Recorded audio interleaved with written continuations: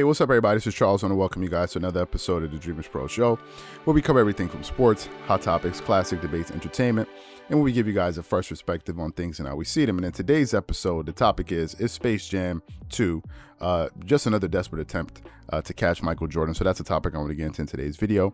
But before we get into that, I want you guys to please make sure you go ahead and hit the like button, hit the subscribe button, and hit the notification bell to be notified whenever we drop our content. Also, make sure you go ahead and check out Dreamerspro Max, the place where you can start basketball discussions, chat live during games, so many other cool things.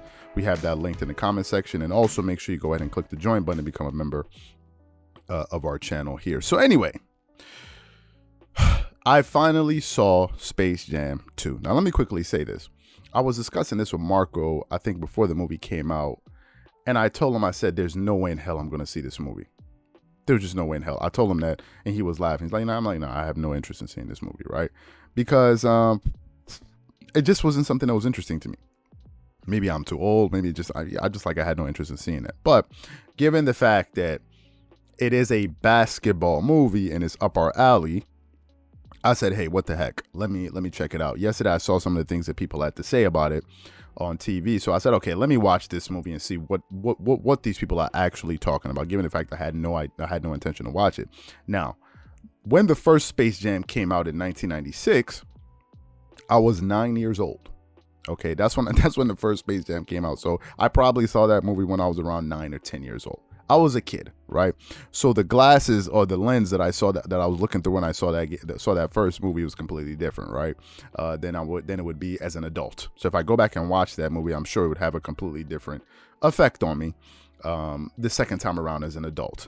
But I do remember most of it, and I remember it was a good movie for what it was, right? For what it said it was, for what it set out to be, it was a good movie for what it set out to be, right? This isn't like The Godfather or Scarface or one of these type of movies. But anyway, so when I heard that we were making Space Jam, the first thing that came to my mind, I'm just going to be honest with you, I don't know if that same thought occurred to other people. I was like, come on, is this another one of those things where we're like, okay, we're gonna go at Jordan again and prove to you that I'm bigger and better? That's how I saw it, right? Because why make the movie? The first person that made the movie was Michael Jordan, so obviously it's an attempt to you're following in the same steps that Michael Jordan did, right? So I mean, you could make any other movie if you're LeBron. You can make any movie, but Space Jam 2, I was like, okay, well, it looks like he's gonna try to show people that he can do it better than Jordan. So I watched the movie, and let me quickly say this.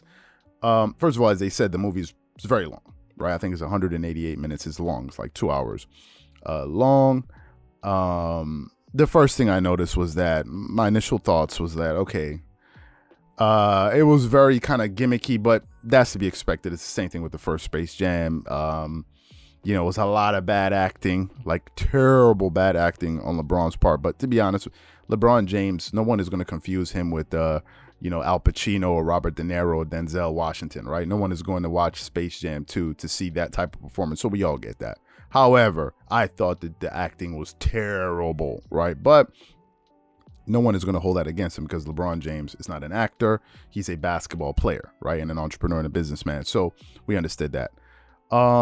The plot was an interesting plot, but the father-son relationship, not, trying to force or not, first of all, not recognizing what his son's talent, what his son's passion was, trying to force a passion onto him that he's not interested in, comparing your kids, which I think is a bad thing to do, because whenever you compare kids, someone always gets belittled in the process. Someone always gets minimized or shortchanged in the process. We saw the effects of that. So that was there. I thought also the marketing of a lot of the DC characters in popular movies and all of these things in the past, I was like, this is just ridiculous. Like at one point I saw Batman in the movie, and then I saw all of these different DC characters. I'm like, what in the heck are they doing in this movie? And I know that I'm like, did they just put these guys in the movie just for the sake of putting them in there because they know, well, there's going to be a lot of people watching this movie, so it's a great time to just market all of our old catalog and put these guys out there. I thought that a lot of it was just like, okay, why is this here? This has nothing to do with the plot. This really has nothing to do with the Looney Tunes, right? Like Batman has absolutely no correlation with the Looney Tunes, but there's a lot of Batman in there. And towards the end of the movie, it was excruciating, right? But for me, I didn't find it to be interesting. Now, on a personal level, it's very hard for me to start and finish a movie in general because I have a very short attention span. So I'll pause the movie, go on YouTube, do something like that's just how I am. Sometimes it could take me a week to finish one movie, unless I'm really, really, really interested in a movie that I'll sit down and watch it from beginning to end. That's just me, and that's also that's meant to be taken into account here. However, overall, I thought the movie was bad. This is just my opinion. I thought it was bad. From beginning to end, I didn't enjoy it. The CGI and all of this was great. Now, obviously, it was a big budget movie. They spent $150 million to make this movie compared to the first one, I think, where they spent the first Space Jam. I think the first Space Jam, if I'm not mistaken, the budget was $80 million.